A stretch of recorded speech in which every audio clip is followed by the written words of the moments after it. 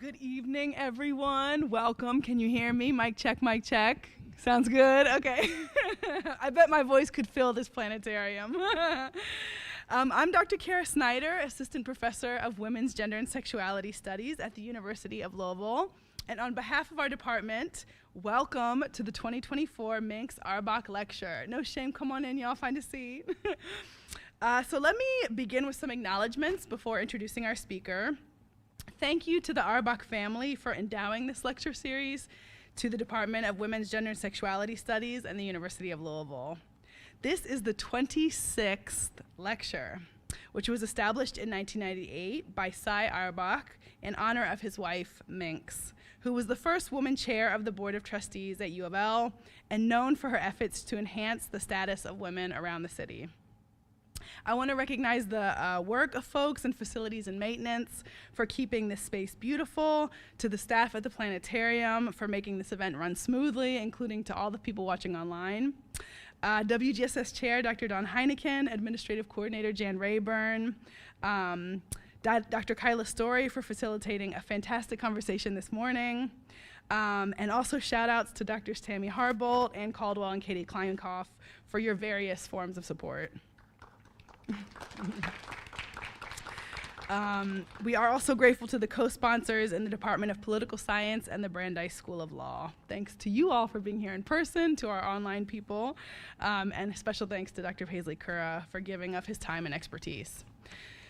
So let me introduce our speaker, for those of you who don't know. Paisley Curra is Professor of Political Science and Women's Gender and Sexuality Studies at Brooklyn College at the Graduate Center of the City University of New York. He has written widely on transgender issues, including on topics such as discrimination, sex reclassification, and the transgender rights movement. From 2014 to 2019, he co-edited the leading journal in transgender studies, Transgender Studies Quarterly. Curra's 2022 award-winning book, Sex Is as Sex Does, Governing Transgender Identity, reveals the hidden logics that have governed sex classification policies in the United States and shows what the regulation of transgender identity can tell us about society's approach to sex and gender writ large. His new book project situates the current wave of anti-trans legislation within a longer history of the regulation of gender. Curra has advocated for transgender rights at all levels of the government.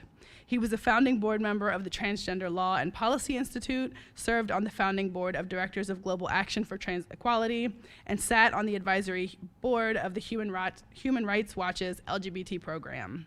Curra co-edited with Shannon Minter and Richard Zhuang, Transgender Rights, the first book on the movement for transgender rights, which won the Sylvia Rivera Award in Transgender Studies and was a finalist for Lambda Literary Awards. He received an MA and a PhD in government from Cornell University and a BA with honors in political science from Queen's University at Kingston, Canada. With no further ado, please join me in welcoming Dr. Paisley Curra.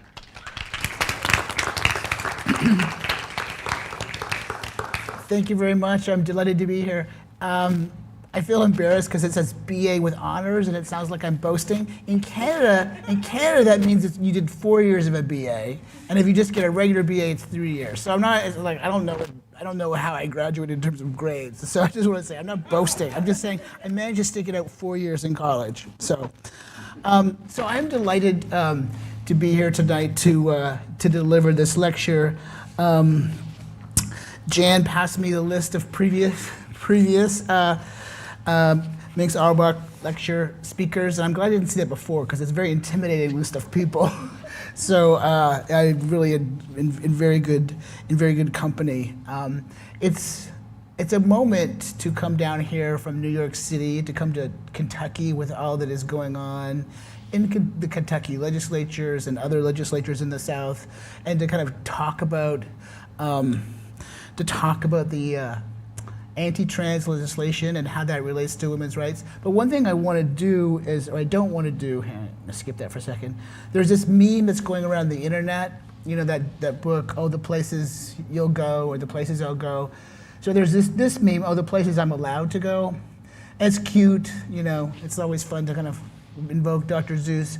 But one of the things I'm not gonna talk about tonight, but I want to kind of underline, is like this idea that there's a red states and blue states, and red states are bad places and blue states are good places, that is like belied by how the kind of lives people live and the kind of the communities they create and the kind of work they do. So when I'm talking about the anti-trans legislation, it's because it's interesting, there's lots of stuff going on.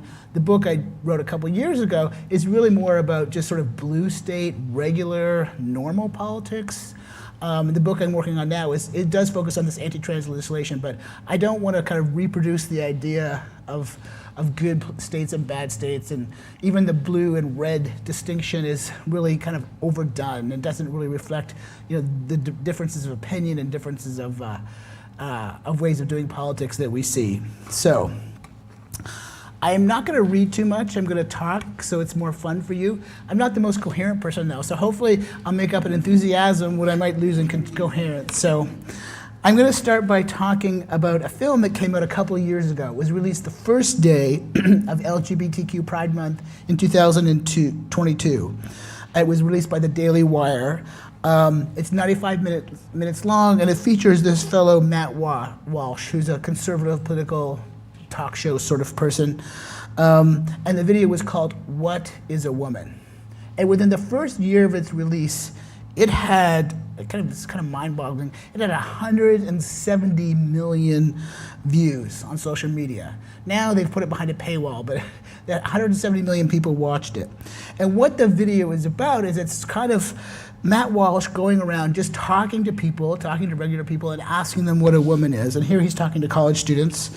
So he talks to women's and gender studies scholars, healthcare professionals who work with trans people, people on the street. He talks to conservative thought leaders. And in the film, he spends a lot of time talking to gender studies academics who I don't think they understand what the film was going to be about. So they kind of were just talking to him in good faith. They don't understand the audience for this film. And they're kind of giving these interesting, to women's studies students, but complicated theories of gender. Like, well, gender is really a socially construction of sex, and Judith Butler said in 1993 that sex will turn out to have been gender all along. Like, for people who look at the kind of gender studies and gender theories, like, yeah, that's a reasonable answer.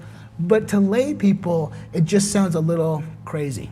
So the conceit of the documentary, of course, is that it's a ludicrous question to ask. It's ludicrous to ask, what is a woman?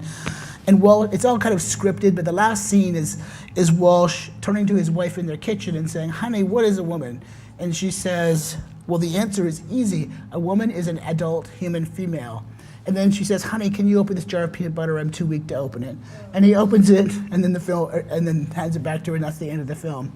So it's kind of very artfully done, but the whole point is that you don't need to be having a lot of pointy-headed, eggy, intellectual conversations to talk about what sex is. It's really just a very clear answer. And so it's kind of self-evident, or the battle over transgender rights sometimes seems to turn on these definitional battles, like what is sex, what is gender, what is a woman. I have this slide here, I just grabbed a couple of things. The slide on the left is just a typical kind of education document from some sociology website about sex and gender. The slide on the right just referring to the Pope just a couple of days ago talking about like sex difference and the danger of gender ideology. So a lot of the debate right now kind of seems to hinge on these battles over meaning. And the idea is that arguments for the equality of transgender people rely on kind of complicated explanations about gender, about its mutability, about sex as sort of a secondary status, about the importance of gender identity, and the non-binary nature of sex and gender per se.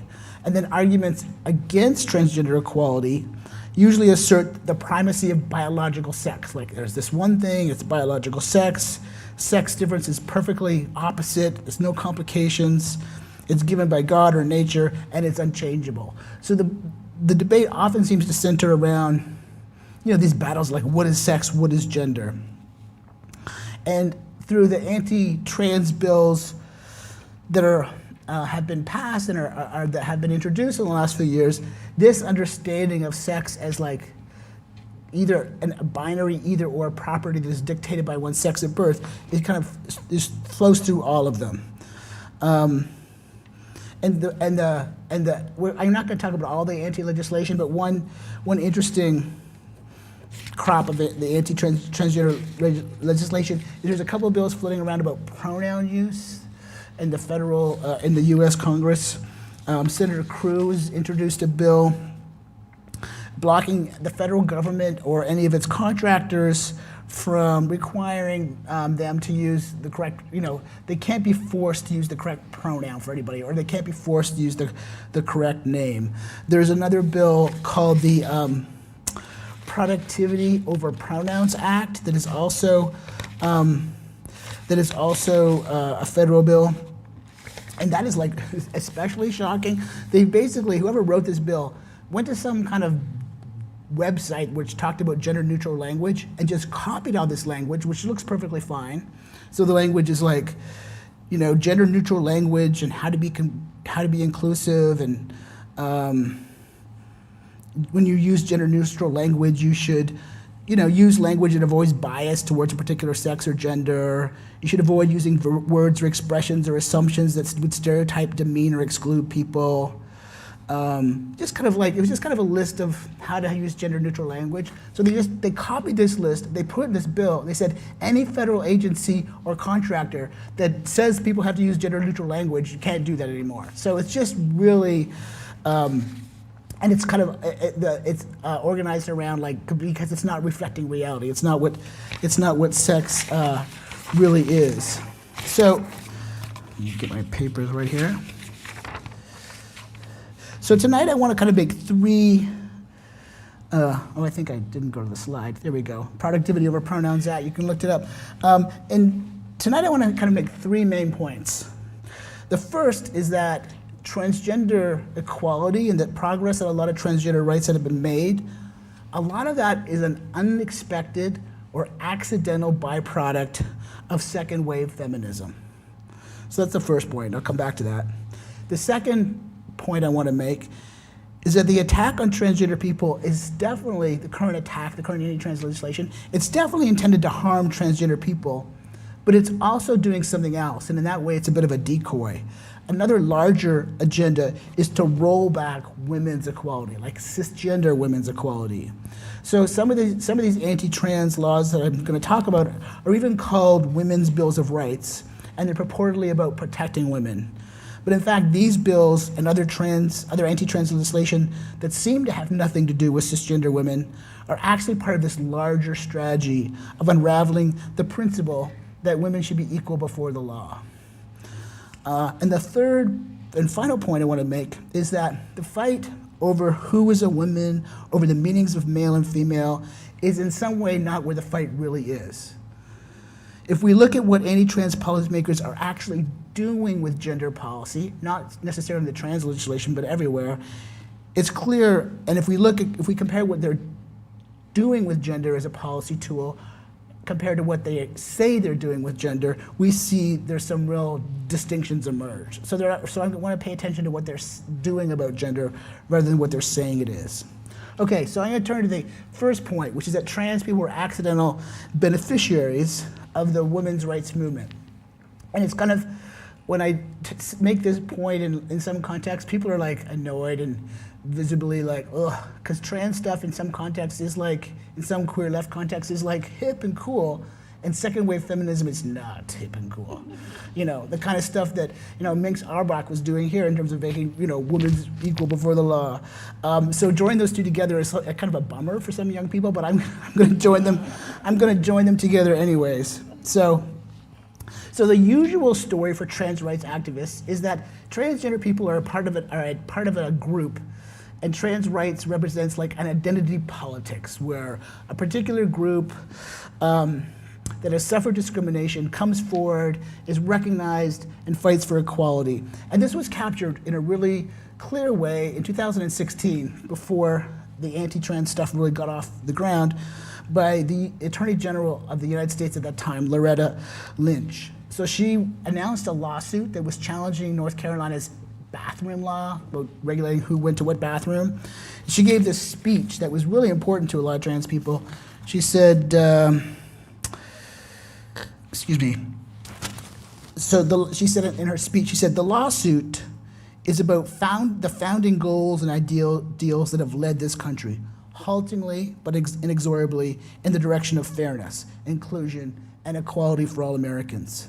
So Lynch situated the rights of trans people within this kind of longer civil rights tradition. Of course, the original civil rights tradition is like the African-American black civil rights tradition. And then she continues, she says, this is not the first time that we've seen discriminatory responses to historic moments of progress for our nation. We saw it in the Jim Crow laws that followed the Emancipation Proclamation. We saw it in fierce and widespread resistance to Brown versus Board of Education. And we saw it in the proliferation of state bans on same-sex unions intended to stifle any hope that gay and lesbian Americans might one day be afforded the right to marry. It is wrong to discriminate against our fellow Americans for something they cannot control. So this country was was founded on a promise of equal rights for all, and we've managed to move closer to that promise, one day at a time. So this is a perfect example of how transgender rights are part of this kind of civil rights movement moving forward like an identity group defined by some immutable characteristic. Oops, I should be putting my hand over my mic. In the tradition of civil rights. And I think there's a lot of truth to that. I think there's definitely some truth to the kind of, that made transgender intelligible to the media and put the kind of the groups on the social map or on the political map. But I think that there are other huge historical shifts that made what we now would call transgender equality possible. And the one I want to talk about tonight is about liberal feminism. And by liberal feminism, I simply mean the kind of feminism that suggests men and women should be equal before the law, and the state shouldn't treat men and women differently, or give more stuff to men than to women. So like the denial of vote, or barring women from holding office or serving in the professions or partaking of educational activities. That's just that kind of really old-fashioned liberal feminism. So what I want to kind of suggest, and then I'll give you an example, is to kind of exemplify this, is that transgender people, when transgender people started coming forward and saying, hey, the law doesn't really fit me, I need to change my birth certificate, or I need you to recognize me, a lot of times transgender people were denied. And some people think, you say, oh, that was transphobic, that was like mean to transgender people. But what I want to suggest is that those exclusions were like accidental. The law hadn't accounted for transgender people, but transgender people weren't specifically or intentionally targeted. So in social science, there's this kind of concept called a residual category. So it's what's left over, or kind of an unanticipated remainder that's left over after the classification is built. So the sex classification system in the law, like there are men and women, when it was built, didn't anticipate transgender people. So trans people come along and there's no kind of no fit for them. So I'm going to provide a concrete example. So, that's my, I'm a little one step behind on the slides. That's my identity politics picture. It's just, I just grabbed it. And that's my liberal feminism picture. So I kind of like that when it's sort of, this is like everybody's great-great-grandmother. Okay, so in 1965, a woman named Anonymous petitioned the New York City to change her birth certificate. She had been assigned male at birth, and she was now female, and she wanted to have a birth certificate that said that. So she petitioned the New York City Commissioner of Health, this is a picture of him, George James, to change her birth certificate. And in fact, the New York City Board of Health had already given trans women a few birth certificates. Like 4 or 5 people had come along, and they're like, what is this? But okay. And then by the time Anonymous came along, that's how she's known in the court records, the Commissioner of Health was like, wait a sec, there's like a little too many people here. We need to kind of stop and think and get a policy about this. So one of the things he did is he convened a committee. He convened a committee of expert doctors. This is in the 60s. To kind of advise the city on what their policy should be when transsexual people, in the language of the day, wanted a new birth certificate. So the committee met, and you can look at their minutes. They met a few times. And the discussions are super interesting because they're all doctors. Every single person on the committee is a doctor. And they spent a little bit of time talking about chromosomes and genitalia, but 80% of the discussions they had were about the social and legal ramifications of what would happen if they allowed people to change, if they allowed this woman and other trans people in the future to change their sex classification. And they kept saying, like, what are the ramifications of us allowing people to do this? And then they went so far as to write away to the federal government. They wrote away to an official of the Department of Health and Human Services and say, hey, like, what should we do? So the official was tasked with responding. He writes this, it's all very sweet. There's all these like courier typed things in the files, and someone typed this out. He said, wow, that's a really interesting question. The problem sort of is that agencies, what does he say, in carrying out their work, but in certain agencies, benefits to women differ from benefits to men. So you're gonna have to figure that out. So they're kind of suggesting like this trans person has kind of upset this system of benefits. So this New York City committee concluded that like this transsexual person, anonymous, couldn't change her birth certificate, and no one should be able to. And they also talked about marriage. They say if we let her change her birth certificate, I don't think they use her pronouns, but if they let this person change her birth certificate, and then if she married a cisgender man, and they definitely didn't use the phrase cisgender man, but if she married a cisgender man, she could be committing a fraud against the public. So even if a cisgender man happened to know, but there'd be like kind of a fraud because marriage is limited to one man, and one woman. So this is a really kind of clear example to show that sex classification policy is never just about this thing we call sex, but it's about the concerns, but it actually concerns the use of these classifications to further other government ends. So like benefits is built into it. So the title of the book is that I've just finished was called Sex Is as Sex Does. It's like the definition is sort of reverse engineered towards a particular agency's role. So by asking to change their legal sex classification, trans people were inadvertently undermining the key part of a centuries-old state apparatus that would ensure the subordination of women. So if you want to treat men and women differently, you've got to be able to know who's a man and who's a woman. So that's why sex is baked into the legal architecture. So sex classification, understood as a binary of male or female, had long been cemented into these laws and policies that use sex to ensure the denial of rights and resources to women. Okay, so that's an example of how like transgender people kind of ran into this edifice of sex discrimination. But over the course of the 20th century, of course, sex was sort of decommissioned or disestablished from government. Like over the course of the 20th century, but especially speeding up in the 1970s and 80s, the idea that the government shouldn't treat men and women differently became to be more and more accepted. And then we see a lot of the speed up in the 1970s and 80s with, when Justice Ginsburg was at the American Civil Liberties Union, and then later when she was on the Supreme Court, when he was actually running the decisions. And the culmination, I think, of the decommissioning of sex was probably the 2015 decision that said, Supreme Court's decision that said bans on same-sex marriage are unconstitutional. So people understand this decision, this Obergefell decision, as a gay rights case, and it was. But what made the ban on same-sex marriage work was the very existence of sex classifications in the law. So you can't say a man can't marry a man unless you know who a man is. So with Obergefell, came down, that really changed, that was kind of one of the last kind of straws of legal sex discrimination, and that changed the landscape for a lot of transgender policy. There's one place where you really see where men and women are treated differently, and that's in selective service. So anybody assigned male at birth has to register, and people assigned female at birth do not. There's almost a bipartisan agreement that that's not necessary anymore, but no one wants to talk about it. No one wants to remind voters that selective service exists. They hope the 18-year-olds go and sign up and forget about it really quickly. So politically, it's not something that anybody thinks is a good idea to touch. So the point of the idea that the first point I want to make then is that saying no to trans people's sex reclassification petitions hadn't necessarily been a result of what we now call transphobia. It was that allowing people to change their sex classification will call into question this key instrument for maintaining gender hierarchies between cisgender men and women in state policy. So we had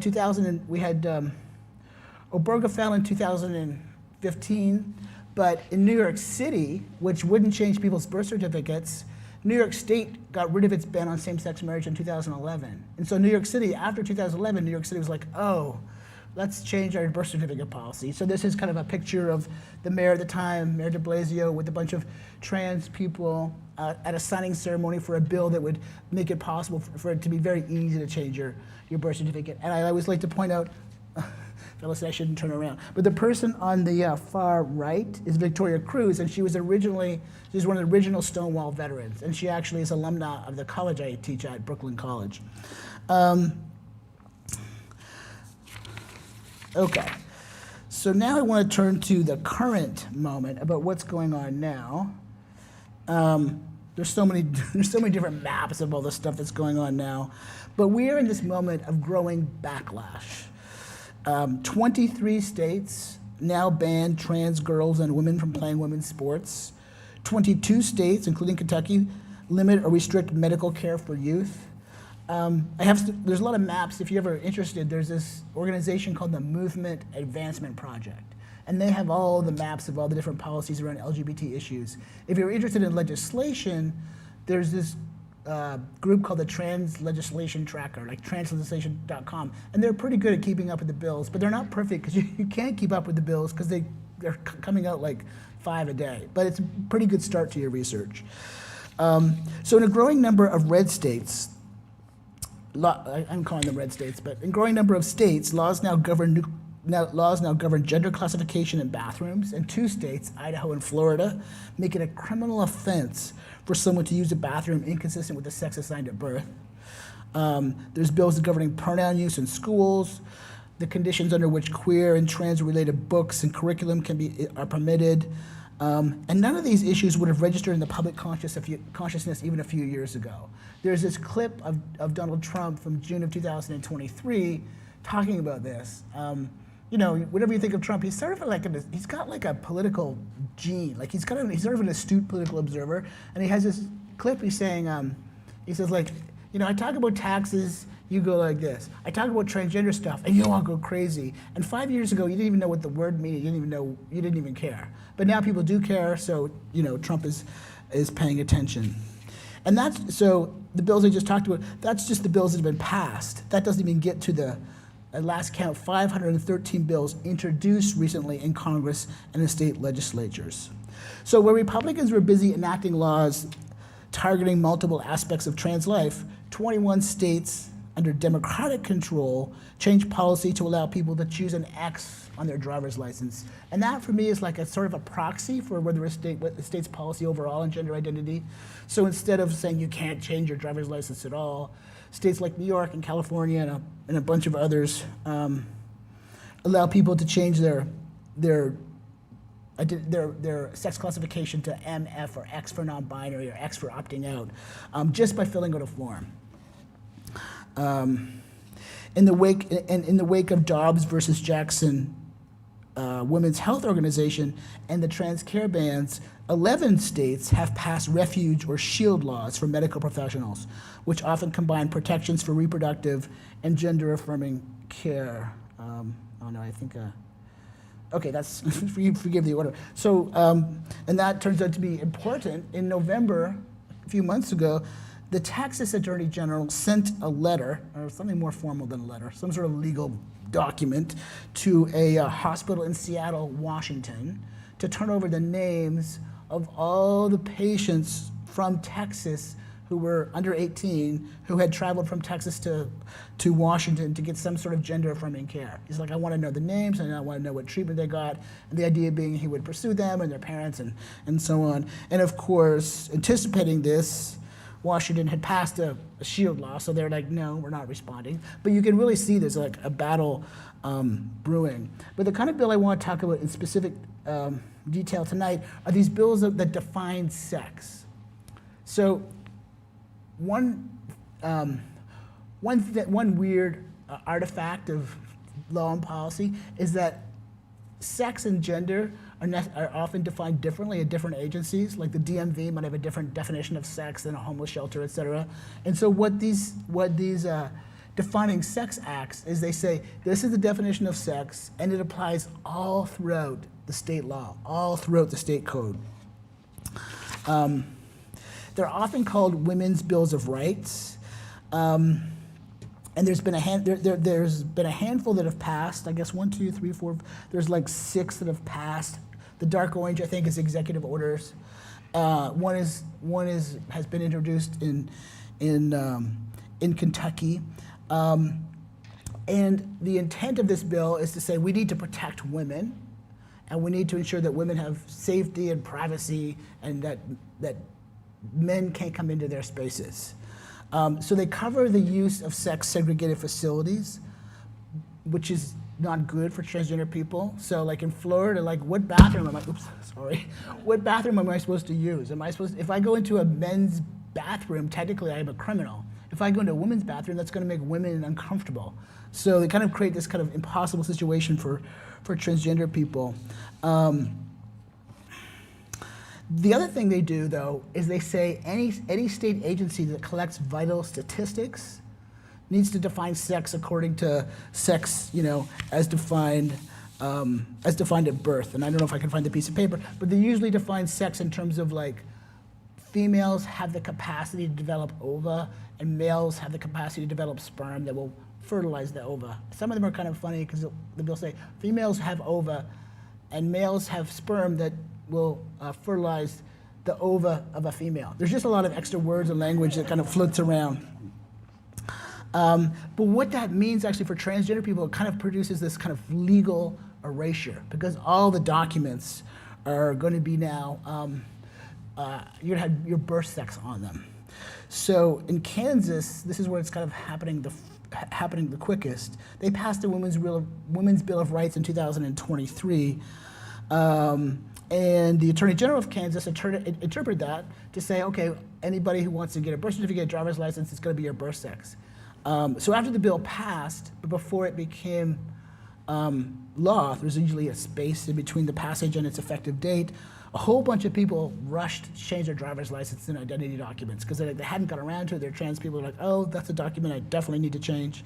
But unfortunately, the Attorney General, he interprets the law as applying retroactively. So basically, any person who has changed the sex classification in their document, the next time they apply, you get your license in the mail as a renewal, they're going to get their birth sex back on it. So it creates a real problem for transgender people. There's a Defining Sex Act. This is a quote I really like. It creates a problem for transgender people because identity documents are just vital to so many day-to-day interactions in terms of people handing over identity, getting on the plane, applying for loans, applying for, everything. Identity documents are a real problem. As this trans woman described it, over 20 years ago, she goes, I don't suffer from gender dysphoria. I suffer from bureaucratic dysphoria. My ID does not match my appearance. I worry every time I apply for a job, every time I authorize a credit card check, every time I buy a plane ticket. So these defining sex acts are going to have devastating effects on transgender people. I mean, they're being challenged in the courts, which is good, but the courts are not, who knows what they'll do. I mean, the courts, in federal courts, the Republicans had a lot of success. The Republicans had a lot of success placing, Republican jurists in those positions.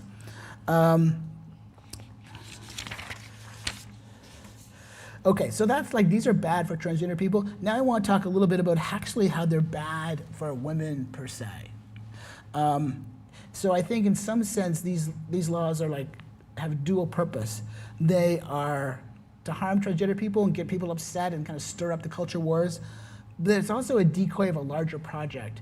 And I was, in doing this reading, which is part of new work and it's not all totally worked out, I was thinking, am I being paranoid? And then I was thinking about all the work that the right wing did laying the legal foundations for overturning Roe for 30, 40 years, like a paragraph here, a paragraph there, a decision. And so I think it's at this moment in our history, it's not too paranoid to look at like weird little things that are happening in these laws, and I'll talk about a few of them. So, as I said before, very often the rationale for these bills, which is made clear in the rhetoric when they're announced and in the legislative history, is to protect women from harm. But if you look at what this legislation does, rather than what it says it does, a different picture emerges. Many of these sex definition bills refer directly or indirectly to the Equal Protection Clause of the US Constitution, which says, no state shall deny to any person the equal protection of the laws. Over the course of the 20th century, it doesn't mention sex, but over the course of the 20th century, but especially starting in the 1970s and continuing through the 1980s, courts began to understand the Equal Protection Clause to apply to gender-based discrimination. And so the idea that governments could treat men and women differently was understood to violate the Equal Protection Clause. I mean, one of the most famous cases involved VMI, Virginia Military Institute. By that time, Justice Ginsburg was on the court and wrote the opinion. So this is just a bit, teeny bit in the weeds, but not too much, a little bit, I hope. So in all this kind of equal protection jurisprudence, there's this kind of concept called intermediate scrutiny. And what it says is, and this comes from the Supreme Court and other courts, what it says is a law that discriminates on the basis of sex or gender, and they would use different words, but they're interchangeable in legal discourse in the Supreme Court. A law that discriminates on the basis of sex or gender will be found to be unconstitutional unless the law furthers an important government objective by means that are substantially related to that interest. So there's got to be a very good reason for a law to treat men and women differently. So many laws that treated men and women differently were struck down. And you can look at the work of Justice Ginsburg in the 70s when she was an advocate. Her particular strategy was to find laws that harm men, because she thought the judges would identify with the men victims of sex discrimination. So she'd find like a dependent of a military officer who was a man who didn't get the same benefits as a dependent of a military officer who was a woman. So she would find cases where the judges would identify with the man, and it was successful. Anyway, so most of these laws were struck down, but they did leave an important kind of principle in place, was like there still can be laws that treat men and women differently as long as there's an important government objective. And the idea, as Ginsburg and others wrote about, is like the important government objective could be to help women to redress past problems. So like programs that especially help women, if they were narrowly tailored to do that, that could be permissible even under what the lawyers call intermediate scrutiny. And here's what's, I think, interesting in what's happening. At these these women's bills of rights, these sex definition laws, most of them have a paragraph referring directly or indirectly to that. They're saying, we still believe in intermediate scrutiny and important government objectives, but there's a shift happening in what counts as an important government objective. So sex segregated institutions, privacy, that's an important government objective, to be sure. But there's this new government objective, it seems, which is just to legislate gender. So to be clear, instead of serving some important governmental objective of helping women, the important government objective has become defining women. And the important government interest becomes maintaining the distinction between men and women. So it's almost kind of a tautology. And it's not just about defining women as biological, that's harmful to trans people. There's also this kind of connection that gets asserted between biology and social norms that create laws that affect men and women differently. And I'll give you some examples so you can maybe see what's happening. And this trend in equal protection laws and in the discourse is could possibly reverse the trajectory of equal protection laws. So where the state could treat people differently. Did I miss any slides? So here's this is Justice Scalia before he died in 2000. This is him from 2011. And he's basically saying, the Constitution does not prohibit discrimination based on gender. So he's saying, by the way, the Equal Protection Clause, that doesn't have got anything to do with gender. You can pass a law that says no sex discrimination, but it's not in the Constitution. And that was an outlying position. That was like kind of wacky. You look up the discourse around at the time, people are like, oh, what a guy. But realizing how the Dobbs decision kind of unfolded over the years, was it might not be so wacky in terms of what's going on. But I just want to give you one example of like how these laws and policies that seem to be just about biological sex are part of rolling back gender-based equality per se. Here's an example from 2023 in Texas. The Texas Department of Agriculture, they issue a memo announcing to employees that they must dress in clothes consistent with their biological gender. So it's kind of meant to be sort of like everything in Texas, like just kind of like trolling trans people, like an anti-trans memo, right? You have to dress consistent with your biological gender as established by birth. But if you think about it, it also reinscribes not just gender difference, but gender norms per se. So under this policy, trans masculine people have to wear clothes traditionally coded as female.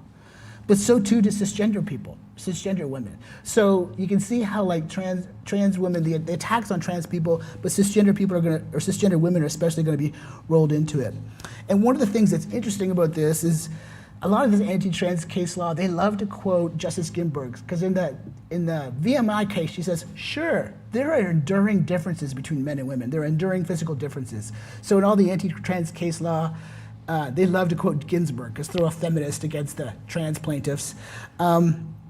She was referring to physical differences, but Ginsburg also wrote about what she called self-fulfilling prophecies. And I love this kind of phrase, it's so refreshingly simple, because we talk about the constitutive nature of gender and blah, blah, blah, blah, blah. We have this highly theoretical language to describe like gender norms are effects of power.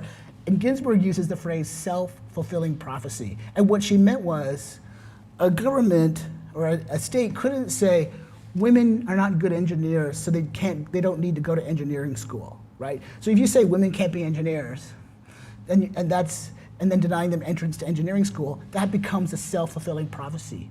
Or when I teach Intro to Women's Studies, I love the example of the Boston Marathon that didn't allow women to compete. And you can see pictures of it online. And so this woman runs it. She somehow gets in it and she runs it. And the marathon officials, they see her there and they see her running and they rush to pull her out.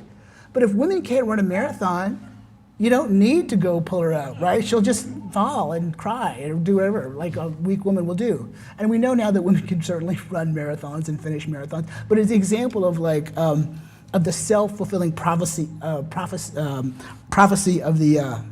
some of these laws. So legislating gender in this way does the work of tying anti-trans initiatives in this larger rollback of equality discourse. And it actually kind of gets worse, because in the anti-trans legislation, there's some stuff happening that transgender advocates and transgender rights lawyers are paying a lot of attention to, but women's rights lawyers are like, oh, whatever, that's just the transgender stuff. They're like supportive, they're allies, but they don't really care. But there's some cases, including the Sixth Circuit case that included a challenge to Kentucky's ban on gender-affirming care for youth. There's some cases that say some kind of scary stuff. So in that case, that denying gender-affirming care to trans youth, the lawyers had said, oh, you know, that's sex discrimination when you deny gender-affirming care to trans youth. So for example, you can give gender-affirming care to a cisgender teenager because they don't feel male enough or female enough. But if you give gender-affirming care, like hormones or something, to a trans teenager, the law doesn't allow that. So the advocates will point out, like, that's an example of you know, sex discrimination. Reading these cases is kind of horrifying because there's all these paragraphs. There's one paragraph they say, and by the way, the Equal Protection Clause doesn't refer to women. Title VII does, so that's fine, but we don't really think the Equal Protection Clause applies to gender. And like, that's a huge deal to throw that, just drop it into this anti-trans decision that people aren't really paying attention to. So it's you can see how this rollback of transgender rights is also related to the attack on women's rights. And another example would be just the kind of logic of sex discrimination. So for a long time, the states would say, and the Supreme Court would agree, as long as you treat men and women equally, laws that discriminate based on sex are fine. So the really typical example was the ban on same-sex marriage. Like men can't marry men, but women can't marry women. So they both can't do what they want. So that's equal. And so over time, the justices at Obergefell were like, yeah, that doesn't seem so equal because it operates to kind of harm gay people. But now in these decisions, we see that's coming back. They're like, as long as men and women are similarly, like you deny gender affirming care to a trans boy and you deny gender affirming care to a trans girl. That's not sex discrimination. So everybody, of course, everybody who does this litigation thinks it's sex discrimination, but they're starting to kind of drop these paragraphs and start to see these cases with arguments that will harm women's equality as well as transgender people equality. Okay, so the third part of my argument, which gets to the conclusion, was that all these fights about who's a woman and who's a male and what's sex and what's gender, they're important to pay attention to, and it's important to kind of think about what's going on. But we also need to pay attention to like policy decisions that are made in other arenas, because then maybe that will kind of help us understand like the larger shifts that are happening. So I've been talking all about these legal categories, which is fun to talk about. It's because it's like you can criticize the judge can criticize you. Like it's almost kind of this kind of hermeneutically closed circle of logic and craziness, and everybody can yell at each other. But it's very antiseptic. It's these legal categories are like deracinated. They don't really describe the real world, and that's why the law is such a powerful tool in replicating inequality, because it seems everybody's just sort of,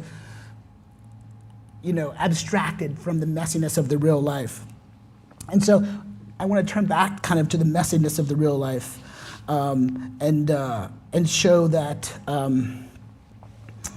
other things that are going on. So over and over again, the proponents of anti-trans laws that would define women and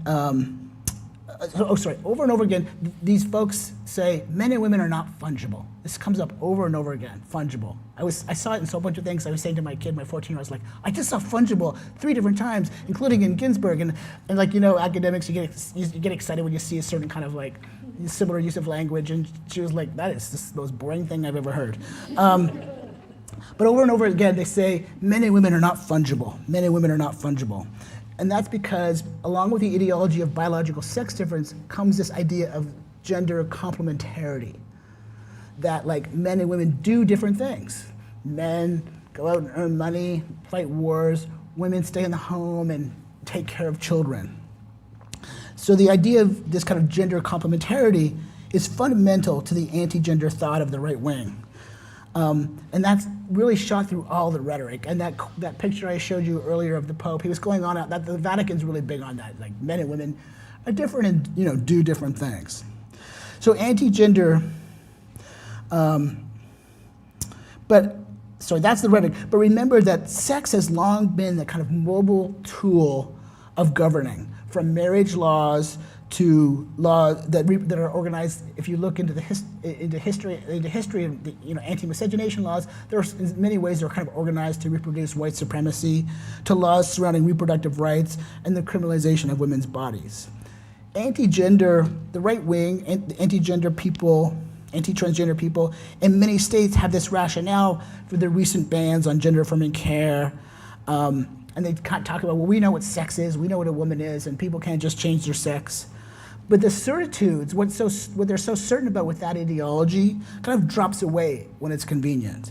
Over and over throughout history, through the machinery of enslavement, welfare, social security, labor, tax policy, capital's need for labor has prevailed over abstract commitments to an immutable gender binary.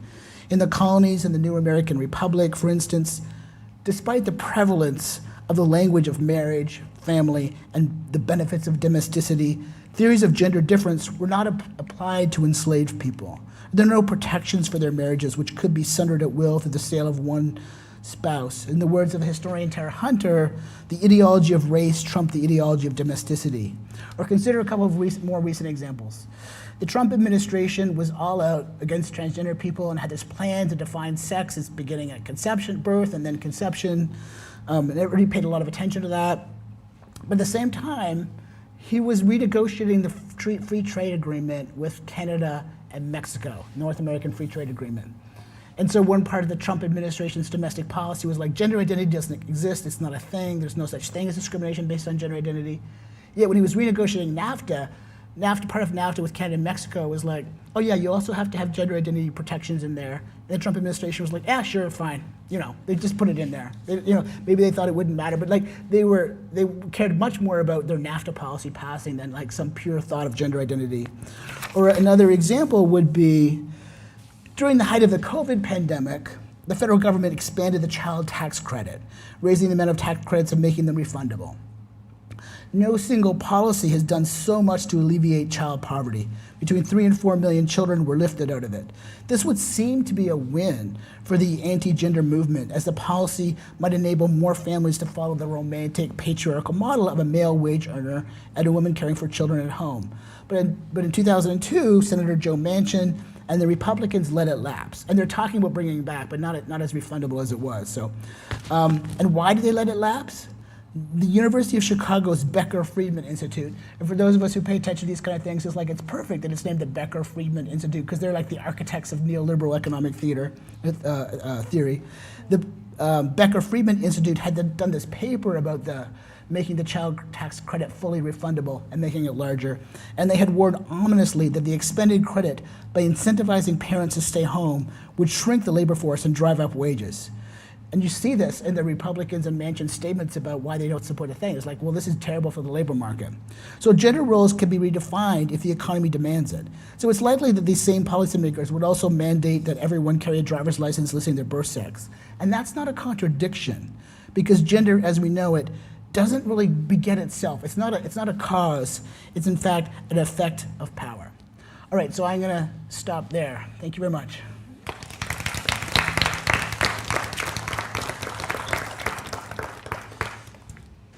So I'd like to try something tonight.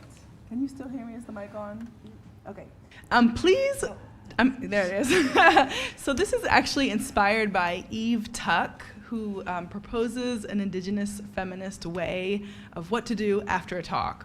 So what she proposes that you do is first turn to your neighbor and talk to your neighbor and use this as an opportunity to kind of get to know each other, and also to refine your question before you might pose it in front of the crowd. So I'm gonna give everyone 5 minutes to talk to some people around them, share your first thoughts, and sort of come up with questions together that you will pose for our speaker in 5 minutes. So go ahead, and I'll put the timer on.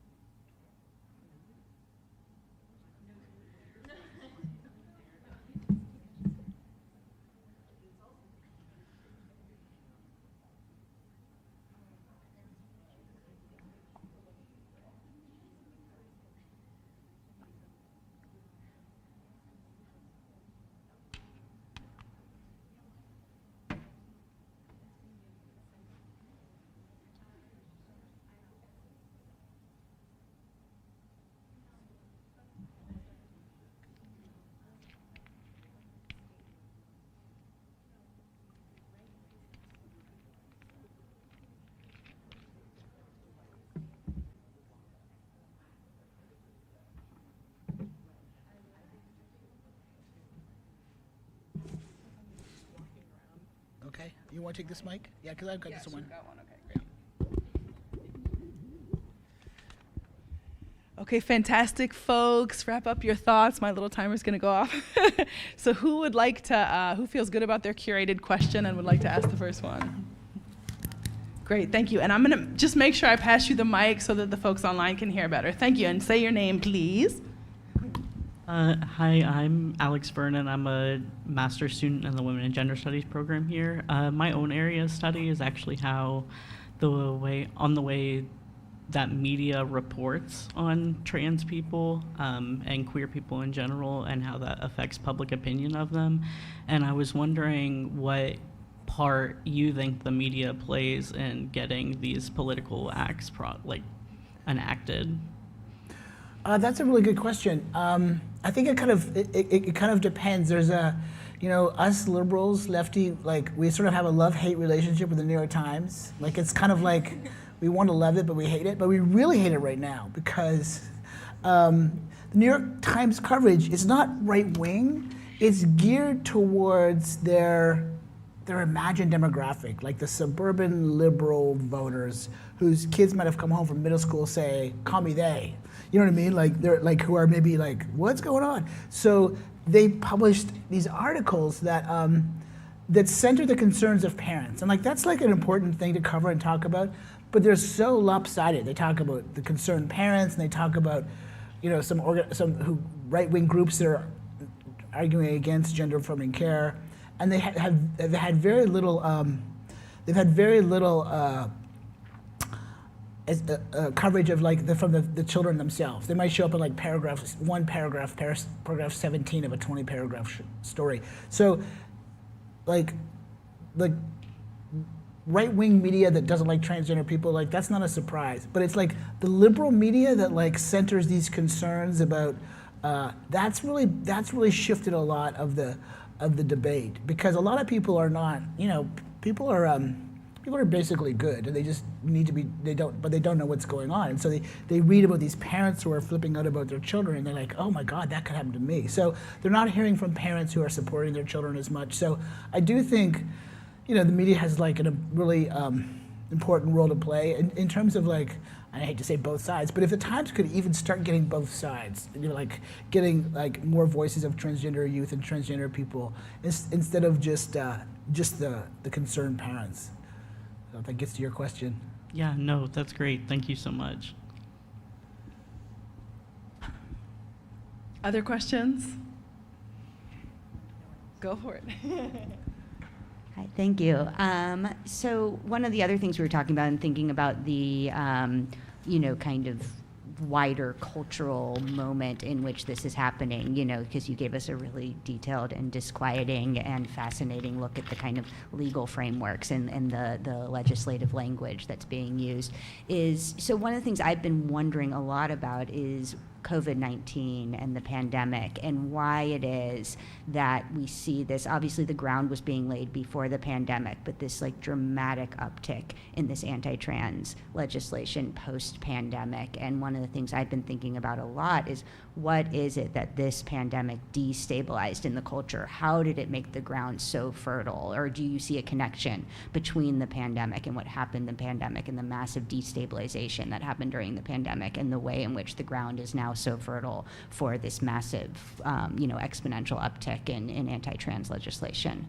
Yeah, I don't know the answer to that. I mean, I have some ideas. I mean, I think one of the things, I think the social science of the pandemic, as it's still coming out, is going to be so fascinating. But one of the things the pandemic did is it sort of got rid of the idea that we are separable, that you could be safe, that you could kind of cut yourself off. So the idea that like we are in a community and we are relational. And so maybe there's a way in which the anti-trans stuff, because the right wing is talking about gender and people are born a certain way and it's sex, but like even they understand that gender is relational. Like why do they make women wear women's clothes? Because the women are supposed to relate who they are through these signs to each other. So maybe that's just like an idea. Maybe there's something about the kind of the relational quality of gender that they want to fix back in place, because the fact that people can make each other sick just by talking to each other in public spaces is pretty unnerving. But there's so much weird stuff going on because, the anti-mask movement, which just directly used abortion rights rhetoric, like keep your laws off my body. That was fascinating. And I was when I was publicizing the book, the press had me do all these podcasts, and I would just be on whatever podcast. And I was on a podcast with this guy in West Virginia, and he was like, I don't like transgender people. I didn't serve in the military. I don't like transgender people. So I was like, that's fine. But I said, well, yeah, but his name was like Martin or something. He's like, Martin, do you want the government telling you what your gender is?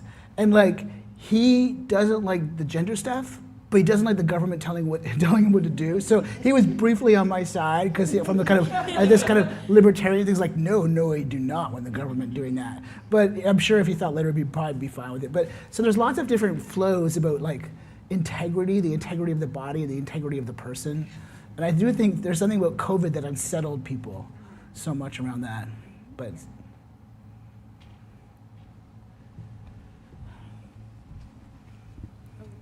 Oh, yeah. Thank you very much.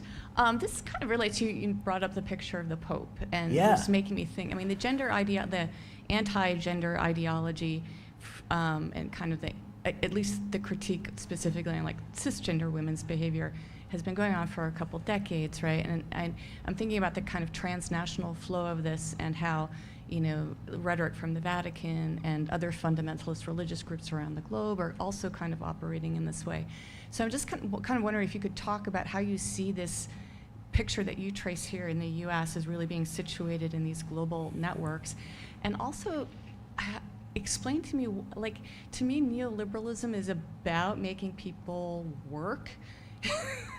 So I guess that I'm just kind of curious about these restrictions, right? Like, I mean, you made the point that, they'll do away with these laws, they can get women out working, make us all work when it's convenient, but at other times there's an attempt to restrict and to reinforce these really traditional family roles that really don't support this kind of neoliberal ideology of work.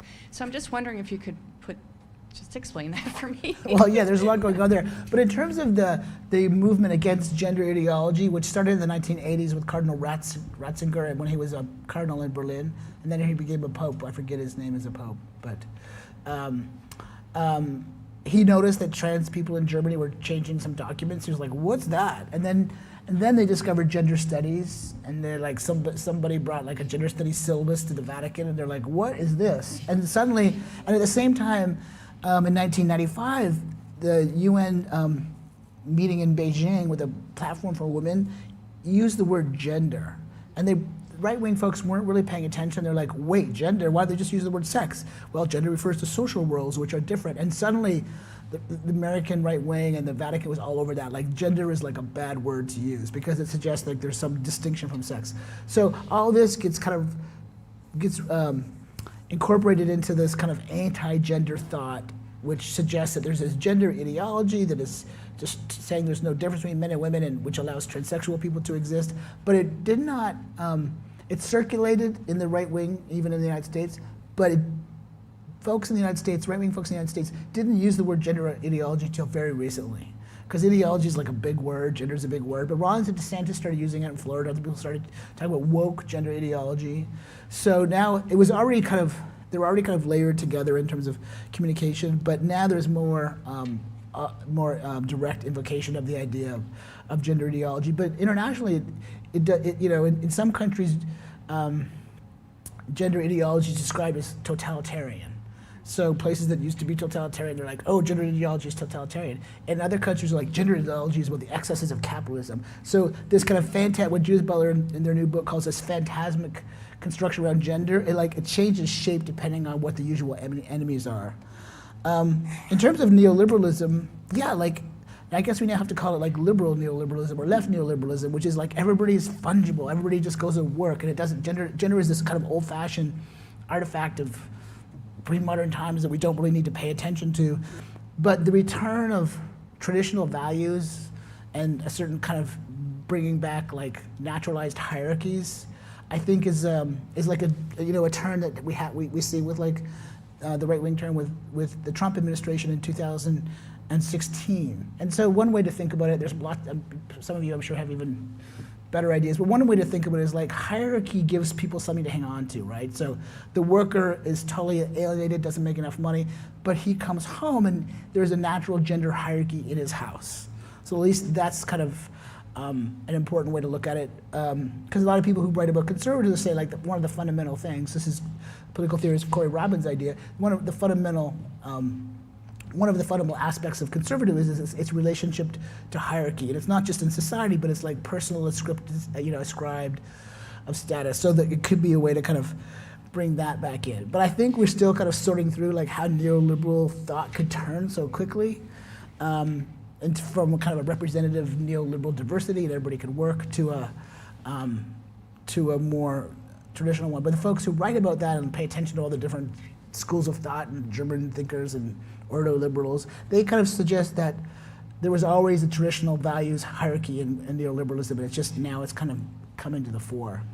But that doesn't exactly answer your question of like how that shift happened. Who knows? Yeah. Other questions? I'm on this side. Go for it. Thank you for being here. I'm Theo. I'm a humanities PhD student here looking into trans studies and things like that.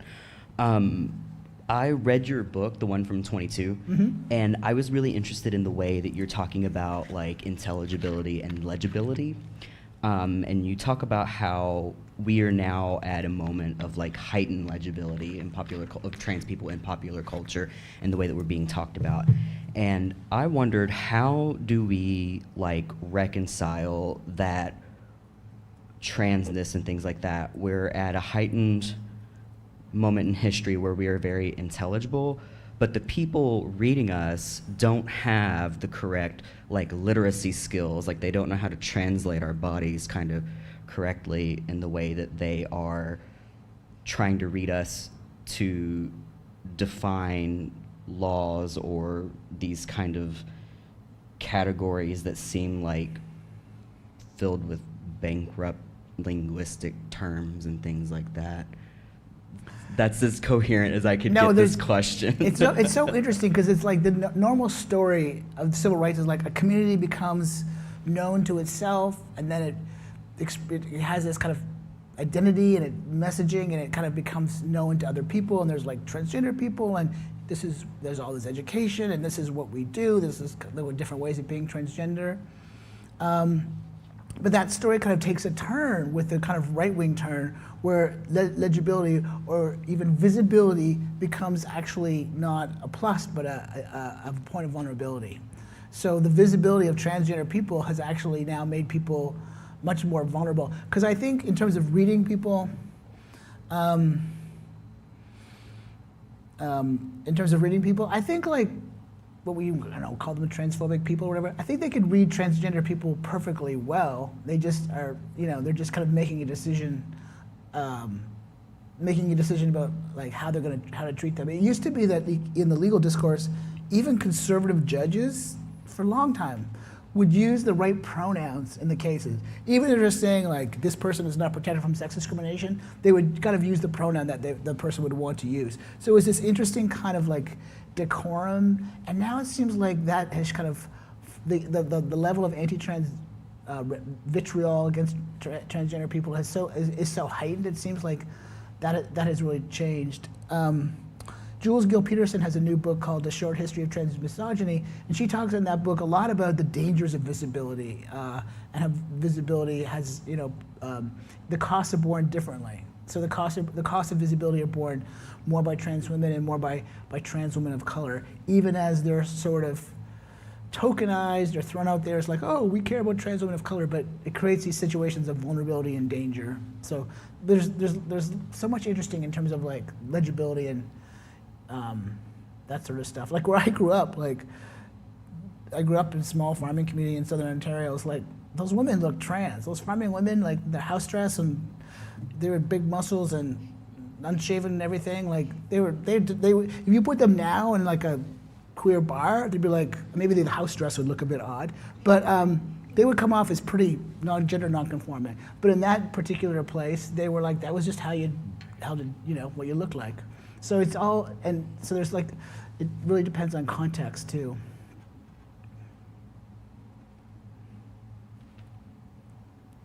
Other questions?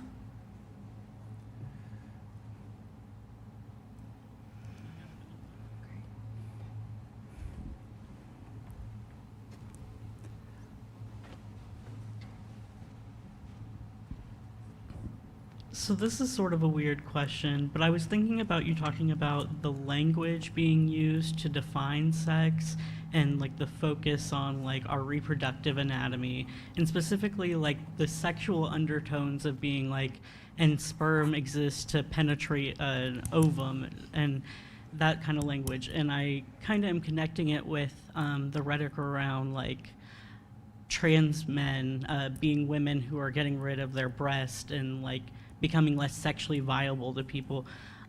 Just, do you have any insight about like the underlying like sexual tones? Like, of course, like there's always a tendency to turn what transness is into some kind of perversion. Do you think that reflects anything in the way that right-wing people like view trans people? Yeah, well, there's a lot of different overlapping like kind of rhetorics or discourses. Like the idea that trans people are groomers, it doesn't even make sense even if you just are transphobic, right? Like it just like the gay idea that gay people are groomers is terrible. It's not true, but there's a logic to it that works in the sense that gayness is about sexual identity or sexuality, and it doesn't even work with trans. But the lack of logic doesn't really even seem to matter. But I think there's something else going on about. There's so much concern about transmasculine people, and especially transmasculine youth. And if you look at all the New York Times stories, they're often transmasculine youth, and they're often usually white. So there's a certain kind of like anxiety about white people like exiting this gender reproductive system in terms of like reproduction of the race or reproduction of social norms. So I think there's a lot of anxiety about that. Like people are saying,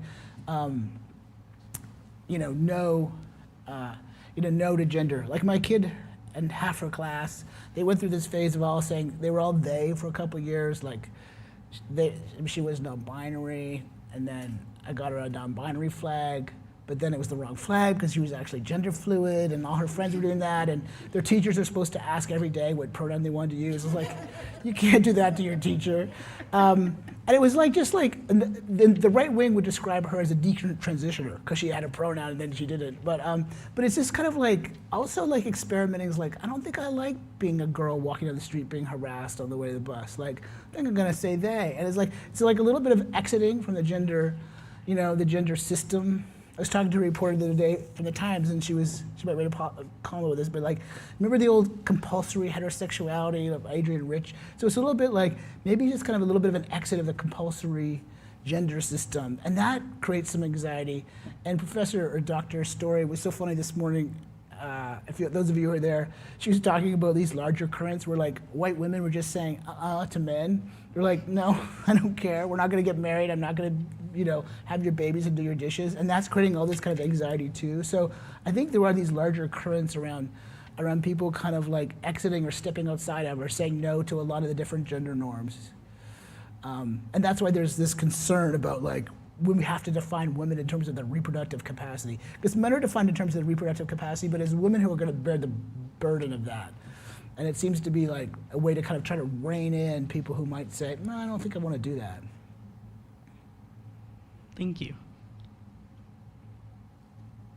We have time for maybe one or two more questions. Anything from online, Anne? Okay. Appreciation for the election. Any final thoughts or questions? Well, wonderful. Thank you all so much. Join me again. Thank you. Thank you.